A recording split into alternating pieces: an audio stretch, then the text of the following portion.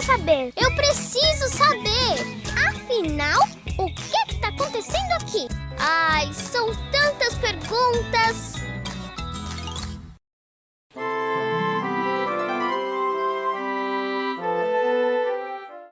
Como a água que a gente bebe vira chuva?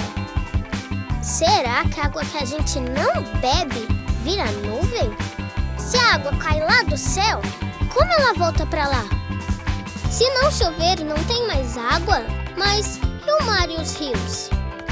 Será que a gente pode guardar água pra nunca faltar?